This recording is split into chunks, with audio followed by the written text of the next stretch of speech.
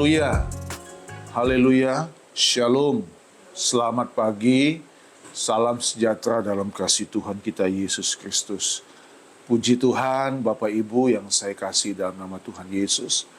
Kita tentu selalu ingin bersyukur kepada Tuhan, karena kasih dan kebaikan Tuhan yang memampukan kehidupan setiap kita, yang membuat kita kuat sampai hari ini. Dan hari ini, hari Minggu, tanggal 1 Februari tahun 2026. Ya, artinya sudah 1 bulan ya, kita melewati tahun 2026. Nah, hari ini saudara-saudaraku, kita akan masuk seri khotbah yang terbaru ya. Untuk bulan Februari ini ada sesuatu yang Tuhan taruh di hati saya, dan saya percaya tuh bahwa firman Tuhan itu akan selalu menyinari hati kita. Saya pakai bahasa menyinari hati karena kalau hati kita gelap, hati kita penuh dengan segala yang tidak baik, firman Tuhanlah yang bisa menghancurkan itu semua, saudara-saudaraku ya. Sepanjang bulan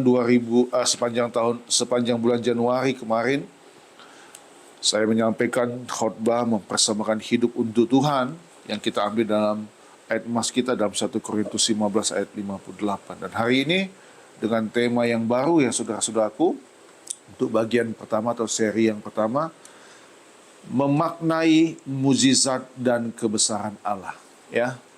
Memaknai mukjizat dan kebesaran Allah. Saudara, mari kita melihat satu kisah yang heroik, kisah yang bisa dikatakan supranatural ya, dan tidak mungkin ini bisa terjadi kalau tidak tangan Tuhan intervensi di dalamnya. Saudara, mari membuka kitab Keluaran pasal yang ke-14. Keluaran pasal yang ke-14, kita membaca ayat 15 sampai dengan ayat 18. Sebenarnya kita harus membaca sampai ayat 31 karena saya tulis juga sampai 31. Tapi saudara-saudaraku, karena ini akan saya anggap berseri ya, maka kita akan membacanya sampai ayat 18. Keluaran pasal 14 ayat 15 sampai dengan ayat 18. Menyeberangi laut Teberau, berfirmanlah Tuhan kepada Musa, "Mengapakah engkau berseru-seru demikian kepadaku? Katakanlah kepada orang Israel supaya mereka berangkat. Dan engkau angkatlah tongkatmu dan ulurkanlah tanganmu ke atas laut dan belahlah airnya, sehingga orang Israel akan berjalan dari tengah-tengah laut di tempat kering. Tetapi sungguh aku akan mengeraskan hati orang Mesir, sehingga mereka menyusul orang Israel, dan terhadap Fir'aun dan seluruh pasukannya, keretanya dan orangnya yang berkuda, aku akan menyatakan kemuliaanku.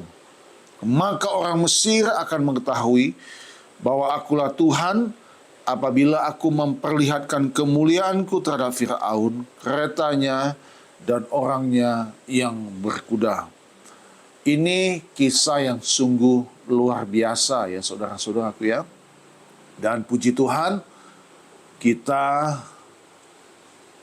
bersyukur kita bisa ada di bulan yang baru. Sama seperti nanti kelak bangsa ini saudara-saudaraku, dalam pimpinan Musa, kalau saya boleh melompat dikit ya, mereka harus tetap mengucap syukur karena mereka selamat dari ancaman mara bahaya yang mengejar mereka.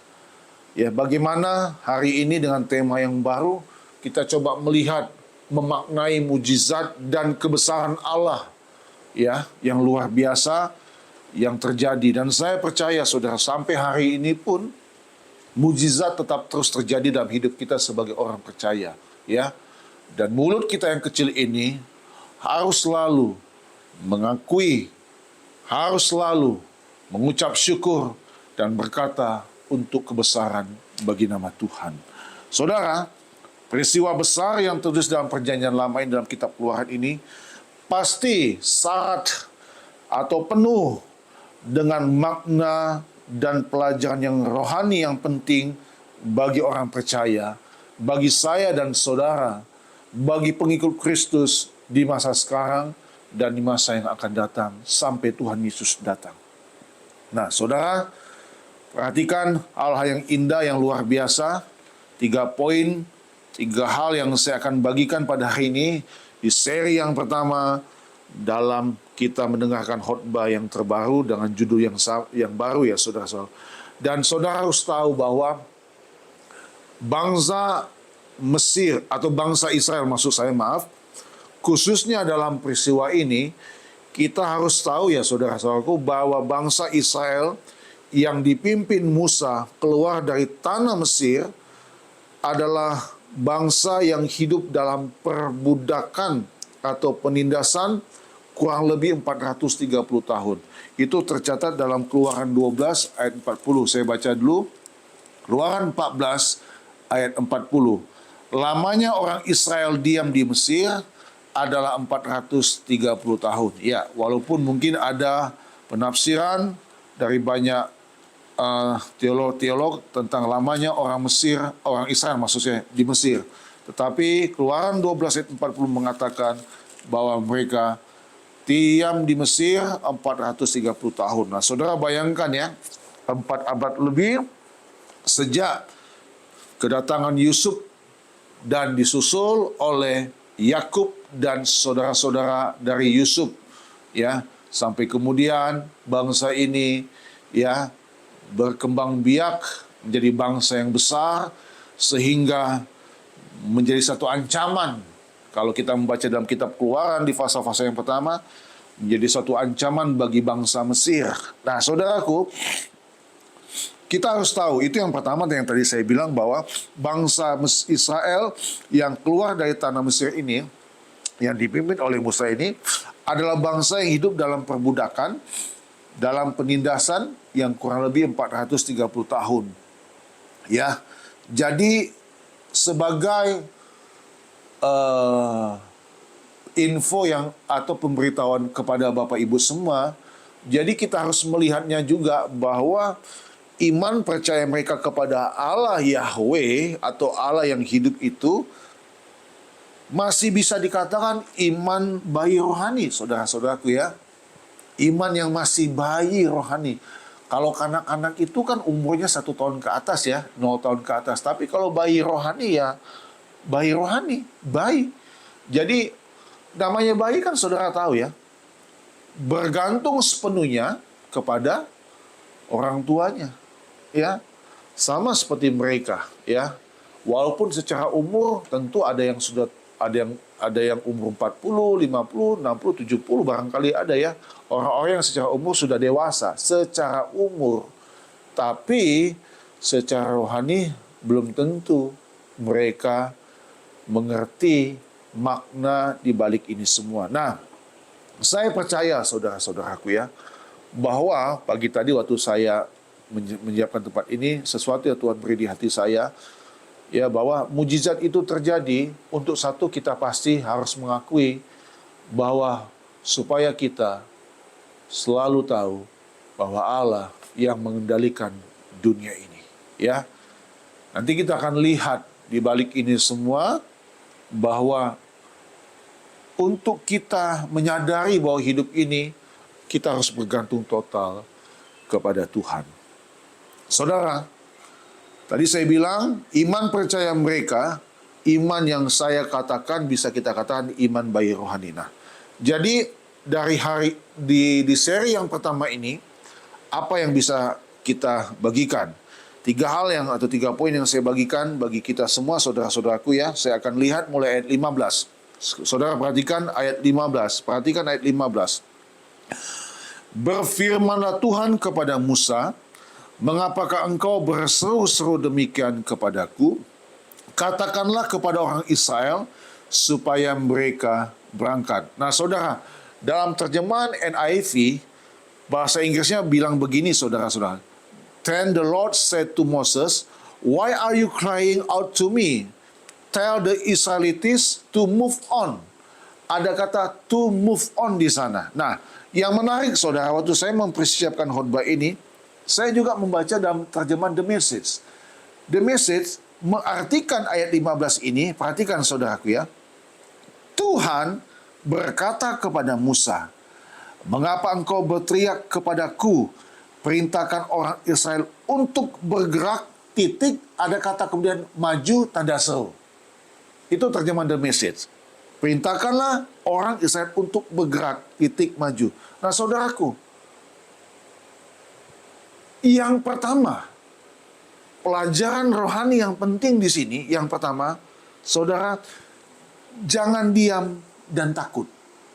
Saya ulangi, ya, dalam kita memaknai mujizat dan kebesaran Allah, ya, jangan diam dan takut. Ada kata perintahkan orang Israel untuk bergerak. Nah, dalam NIV yang tadi saya baca, to move on. Bahasa ini kan sekarang sudah tidak terlalu asing ya di zaman now sekarang ya saya. Move on, ya. Move on itu ayo bangkit. Ayo semangat kembali. Ayo bergerak kembali. Nah, saudara, dalam kita memaknai mujizat dan kebesaran Allah, ya. Yang pertama, jangan diam dan takut. Jangan diam dan takut terhadap apa? Terhadap sesuatu yang bisa menjadi penghalang dalam kehidupan kita. Ayat ini, saudara-saudaraku, ayat 15 ini menekankan pentingnya tindakan iman dan ketaatan untuk maju. Bukan sekadar berdiam diri dari ketakutan. Haleluya, saudara. Saudara, 1 bulan sudah Allah menyertai hidup saya dan saudara di tahun 2026 ini. Di awal bulan Februari ini, kita tidak tahu lagi apa yang akan nanti terjadi. Ya, ada beberapa tempat terjadi banjir karena curah hujan memang cukup tinggi ya. 2-3 minggu terakhir ini, saudara-saudaraku, hampir setiap hari hujan dan setiap hari itu pun berkali-kali hujan. Itu dari faktor sisi alam. Nah, setiap kita, individu-individu orang percaya, ya, selalu mengalami banyak sekali persoalan dan masalah demi masalah yang silih berganti datang dalam kehidupan kita sebagai manusia. Tentu sebagai orang percaya, kita punya sikap hati untuk berkata, kita tidak mau takut karena kita beserta, Tuhan selalu beserta dengan kita. Haleluya. Nah, yang pertama, saudaraku, jangan diam dan takut. Jangan diam dan takut untuk apa? Menghadapi tantangan. Jadi ayat ini, saudaraku, benar-benar menekankan pentingnya tindakan iman. Tuhan ngomong kepada Musa, ya. Tuhan berbicara kepada Musa, hambanya ini, untuk kau harus ngomong kepada orang Israel, bergerak, maju. Nah, di terjemahan The Message ada kata maju. Itu ada tanda seru. Saudara, kalau Tuhan yang sudah berbicara langsung, ayo kita harus perhatikan. Itu yang pertama, ya. Jangan diam dan takut hadapi hidup ini. Kalau saya mau tambahkan dalam kitab Yesaya, saudara, mari kita buka sebentar di dalam kitab Yesaya, ya, ayat yang pasal 41. Saudara buka kitab Yesaya pasal 41 ayat 10 mulai. Janganlah takut sebab aku menyertai engkau, janganlah bimbang sebab aku ini Allahmu, aku akan meneguhkan bahkan akan menolong engkau. Aku akan memegang engkau dengan tangan kananku yang apa, saudaraku? Membawa kemenangan. Tuh, saya mau berkata, puji Tuhan. Tangan kanan Tuhan, kalau sudah memegang saya dan saudara, bukan kegelisahan, bukan kekalahan, bukan ketakutan, apalagi kehancuran, tapi tangan yang membawa kemenangan. Sekarang persoalannya tentu pasti datangnya dari kita. Kita ini suka takut. Kita ini suka bimbang. Ya. Oleh karena itu ya saudara-saudaraku, ada satu ajakan Tuhan yang selalu Tuhan bilang dalam Injil Matius. Marilah datanglah kepadaku, ya, engkau yang apa, saudara-saudaraku? Datanglah kepadaku apa? Yang berbeban berat. Ya, yang lesu, yang lemah, yang tidak punya kekuatan dalam Tuhan, yang tidak berdaya. Datang kepada Tuhan. Bacalah Alkitab, saudara-saudaraku. Kata-katanya jelas di sana. Bahkan tanpa memakai terjemahan yang lain pun kita mengerti. Mari datang kepadaku, engkau yang letih lesu, engkau yang tidak berdaya. Tuhan menyambut saya dan saudara. Saudara, bangsa Israel ini kan yang tadi saya bilang, saya coba memahami ini. Bangsa ini kan bangsa yang kanak-kanak secara rohani. Sehingga penekanannya lebih kepada Musa sebagai pemimpin. Pagi tadi, saudara-saudaraku, setelah saya siapkan tempat ini, ada satu renungan yang membuat saya meneteskan air mata. Ya, ada satu hal yang Tuhan juga tegur di hati saya, bahwa engkau harus sungguh-sungguh menabur. Yang memberi pertumbuhan itu adalah aku, Tuhan. Tugasmu adalah menabur dengan sungguh-sungguh. Sehingga itu satu hiburan buat saya, satu penghiburan bagi saya, satu kekuatan. Bahwa saya tahu Tuhan tidak pernah menutup mata. Dan tentu di sini dibutuhkan yang namanya kesabaran dan kesetiaan di dalam Tuhan. Ya, dikatakan begini, apakah umat jemaat yang Tuhan izinkan aku untuk layani, mengapa seperti begini? Saudara, itu tulisan itu sepertinya buat banyak hamba Tuhan, tapi juga menyentuh hati saya, sehingga Tuhan katakan di sana, aku yang memberikan pertumbuhan. Nah, itu membuat saya kuat di dalam Tuhan. Nah, kalau kita melihat konteks pada PL ini, khususnya peristiwa ini, bagaimana Musa ini harus membawa begitu banyak orang Israel, keluar dari tanah perbudakan. Seumur hidup mereka, yang mereka tahu cuma bekerja, yang di dalamnya adalah penindasan, penyiksaan, dan mungkin intimidasi serta pelecehan. Ya, perbudakan saudara-saudaraku. Ya, Tuhan menentang. Jadi yang pertama, izinkan saya berkata kepada Bapak Ibu semua, ya, kalau saudara ingin melihat mujizat dan kebesaran Tuhan, satu, jangan diam dan takut. Lakukan apa yang Tuhan suruh. Nah, itu masuk yang kedua. Poin yang kedua ayat ke-16. Saya baca ayat ke-16 dari Keluaran pasal 14. Dan engkau, ini tentu masih kepada Musa, angkatlah tongkatmu dan ulurkanlah tanganmu ke atas laut dan belahlah airnya, sehingga orang Israel akan berjalan dari tengah-tengah laut di tempat kering. Saudara, ini kalau kita membacanya sepintas, mendalam ini tidak masuk akal. Ini laut, saudara. Ini laut. Bukan sungai, bukan danau ya. Bukan pantai. Ini laut. Tapi Tuhan bilang kepada Musa, angkat tongkatmu dan ulurkanlah tanganmu ke atas laut dan belahlah airnya. Nah, yang kedua, saudara-saudaraku, sederhana. Yang kedua, bisa ditulis, bisa dicatat. Yang kedua, dalam kita memaknai mujizat dan kebesaran Allah. Satu, yang kedua, melakukan apa yang diperintahkannya. Haleluya. Melakukan apa yang diperintahkannya. Untuk mengalami dan memaknai mujizat mutlak saudaraku, harga mati, kalau saya mau tulis harga mati tunduk pada aturannya Tuhan. Aturan Tuhan di sini mengatakan apa, saudara-saudara? Untuk konteks cerita ini apa? Musa harus mengangkat tongkat dan mengulurkan tangannya ke atas laut, dan nanti laut itu akan terbelah. Maksud saya, airnya itu terbelah sehingga orang Israel ini akan berjalan dari tengah-tengah laut di tempat kering. Nah, saudara bayangkan. Tadi saya bilang laut, tahu-tahu menjadi tempat yang kering. Saudara, poin yang kedua, melakukan apa yang diperintahkan. Saudara, kalau saudara ingin melihat satu mujizat yang terjadi di depan saudara, saya mau katakan kepada Bapak Ibu semua, tidak ada cara lain selain engkau taat di dalam Tuhan.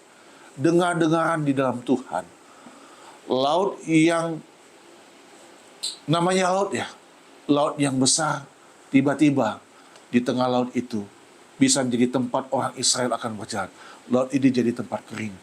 Saudara, apakah di dalam persoalan yang kau hadapi, Tuhan tidak bisa melakukan sesuatu di sana? Tuhan pasti bisa dan Tuhan pasti mampu.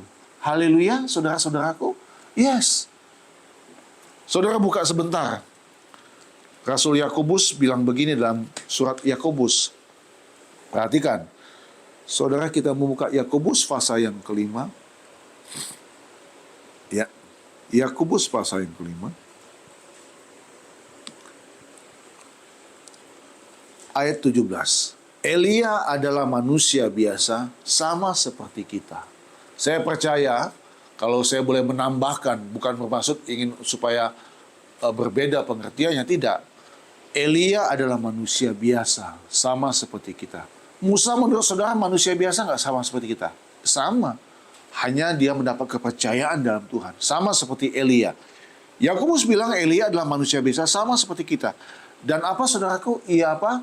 Ia telah bersungguh-sungguh berdoa supaya hujan jangan turun, dan hujan pun tidak turun di bumi selama 3 tahun dan 6 bulan. Kalau ini, Elia berdoa.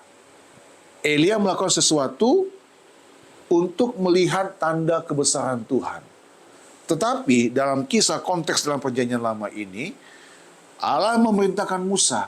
Tentu tidak mungkin Allah memerintahkan sesuatu yang luar biasa ini kepada orang-orang yang dalam tanda kutip tidak bersungguh-sungguh dalam menjalani hidupnya. Tidak mungkin, saudara-saudaraku. Ya. Allah tahu bahwa bangsa ini akan melewati laut Teberau. Apakah Allah tidak tahu persoalan hidupmu? Tahu.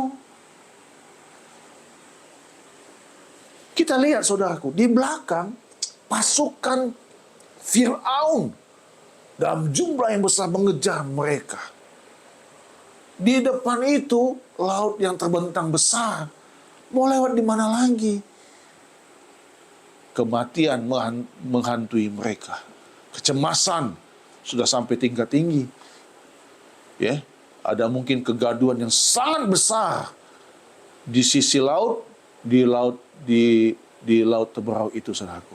Ya, tapi lihat saudara-saudaraku, saya unik di sini. Itulah cara Tuhan bekerja. Ya, itulah cara Tuhan bekerja.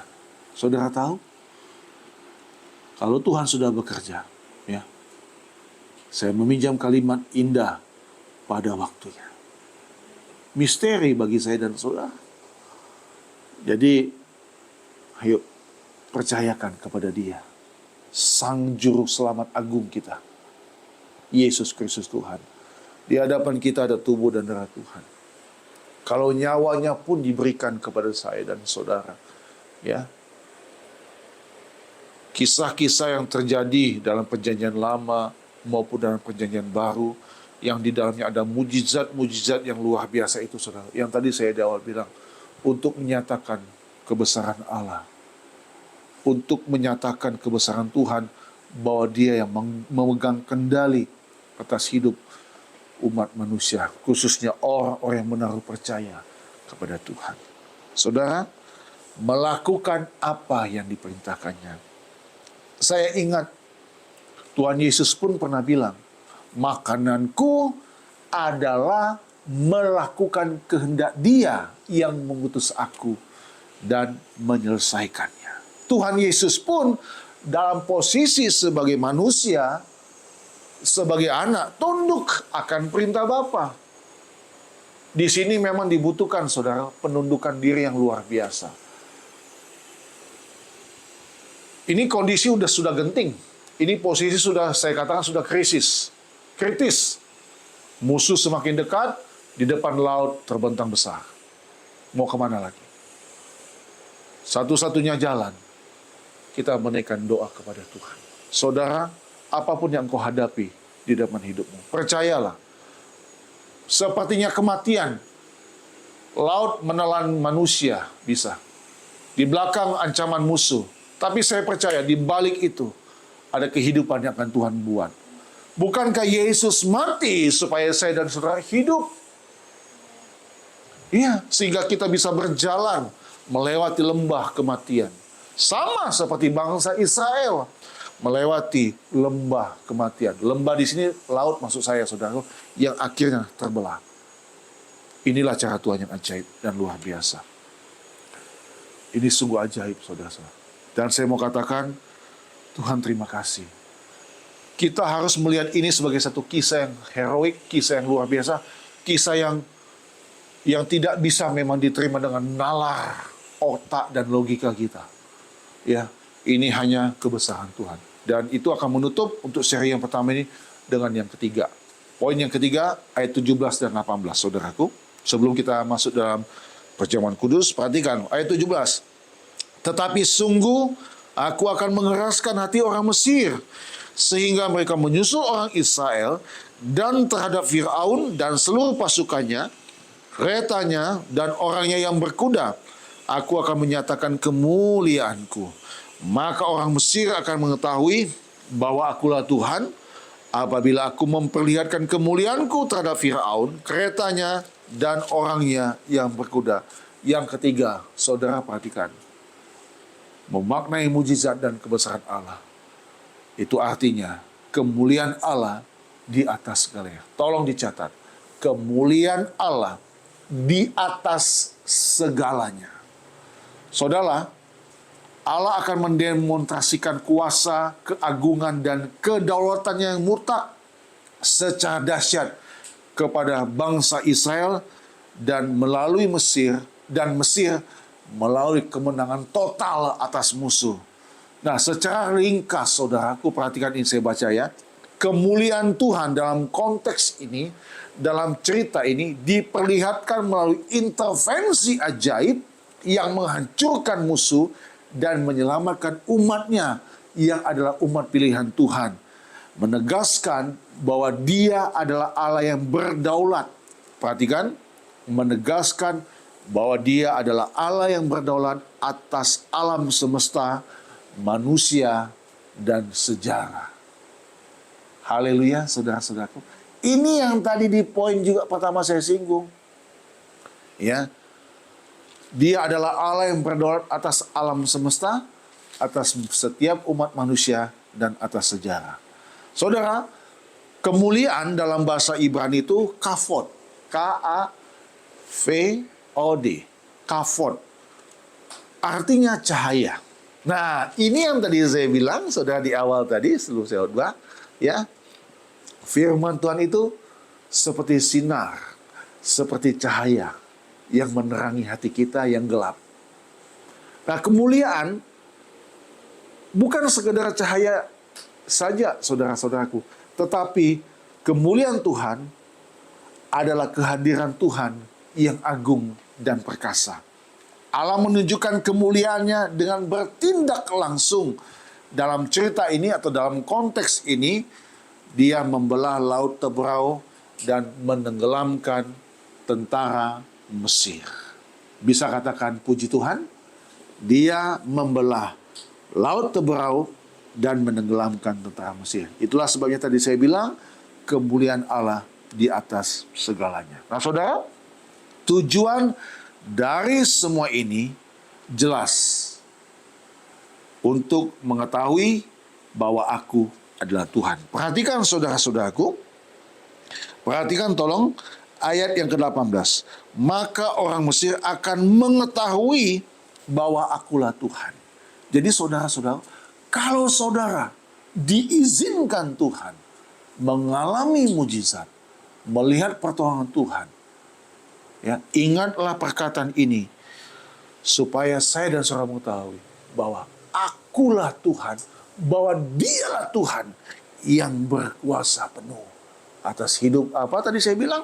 Atas hidup manusia, berdaulat atas alam semesta dan sejarah. Nah, kalimat dalam mengetahui, ayat 18 ini, maka orang Mesir akan mengetahui bahwa akulah Tuhan. Kata mengetahui bahwa akulah ada Tuhan, ini semacam satu edukasi iman, saudaraku. Ada pendidikan iman di sini. Ya. Supaya apa? Supaya bangsa Israel yang tadi saya bilang adalah bangsa yang baru keluar dari tanah perbudakan, bisa dikatakan iman mereka adalah iman bayi rohani, sehingga ayat ini semacam edukasi iman bangsa Israel akan percaya penuh bahwa Allah yang menyuruh Musa, Allah yang membelah laut itu adalah Allah yang hidup, Allah yang berdaulat, Allah yang besar. Dan orang Mesir pun akan mengakui kedaulatan Allah. Saudara, saya pernah membaca buku tokoh Musa ini. Peristiwa ini, saudara-saudaraku, peristiwa yang sangat membekas di kalangan orang Mesir. Mengapa? Sewaktu orang Israel menyeberang laut Teberau itu, dan kemudian mereka sampai ke ujung laut itu untuk menuju ke tanah Kanaan, dan kemudian di belakang mereka Firaun dengan tentara Mesir. Berikut tadi apa dikatakan saudara-saudaraku apa? Ada kuda, ya, ada kereta berkuda, ya, pasukan berkuda, itu ditenggelamkan Tuhan di laut Teberau. Ceritanya begini, saudaraku. Untuk sekian lama orang-orang Mesir, buku yang saya baca itu mengatakan mereka tidak berani mendekati laut Teberau. Karena cerita ini, cerita yang sangat mengganggu hidup mereka, menakuti mereka, menakutkan bagi mereka. Belum pernah terjadi seumur hidup mereka. Bagaimana laut yang maha besar itu, sangat besar itu laut, bisa terbelah airnya, dan bisa terjadi hal yang sungguh luar biasa. Sehingga buku yang saya pernah baca itu tentang tokoh Musa, saudara-saudara, penulisnya bilang, budaya atau tradisi pada waktu itu, kejadian waktu itu membuat orang-orang Mesir tidak berani untuk mendekati laut Teberau. Saudara, ada dua hal yang terjadi di sini. Di ayat 17 dan ayat 18. Tolong bisa catat, apa itu? Allah mengalahkan keangkuhan manusia. Yes. Mengapa? Karena Firaun sombong, bebal, tegar tengkuk, pemberontak, melawan Tuhan. Sudah 10 kali tulah, sudah dibuat, masih saja melawan Tuhan. Yang kedua, kemenangan atas perbudakan, atau kemenangan atas kematian. Saudara lihat, ringkasnya apa, saudaraku? Kalau Allah menolong, itu tuntas. Amin. Tuntas. Tuntas. Rapi, bersih. Tuntas. Yang dua hal ini mujizatnya mengalahkan keangkuhan manusia dan kemenangan atas perbudakan dan kematian. 430 tahun bangsa Israel ada di Mesir, dan mereka hidup 400 tahun dalam masa perbudakan. Ya. Kemenangan atas perbudakan dan kemenangan atas kematian melewati laut Teberau. Saudara, itulah seri yang pertama untuk memenangi mujizat dan kebesaran Allah. Ya, kita tahu 2000 tahun yang lalu Yesus menyelamatkan saya dan saudara. Kalau dulu Tuhan perintahkan kepada Musa, angkat tanganmu, ya, apa? Kalau dulu Tuhan perintahkan kepada Musa untuk dia angkat tongkatmu dan ulurkan tanganmu. Tapi kemudian 2000 tahun yang lalu, saudara-saudaraku, dia berkata kepada anaknya, engkau harus minum cawan ini, anakku, supaya manusia diselamatkan. Mari kita bangkit berdiri. Tuhan berkati kita semua. Mari kita mempersiapkan hidup kita untuk terima tubuh dan darah Tuhan. Haleluya. Puji Tuhan.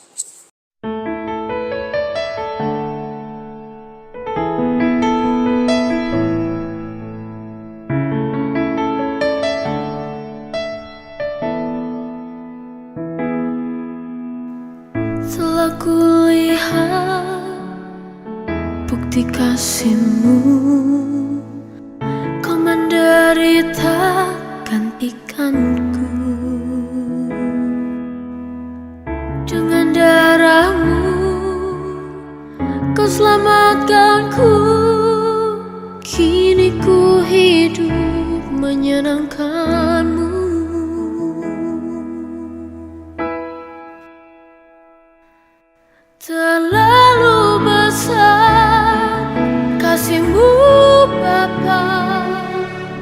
pengorbanan yang kau berikan bagiku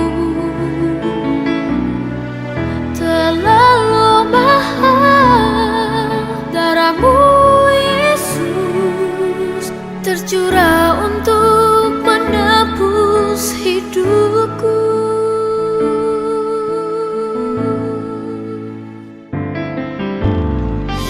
Telah kulihat bukti kasih-Mu, Kau menderita gantikanku.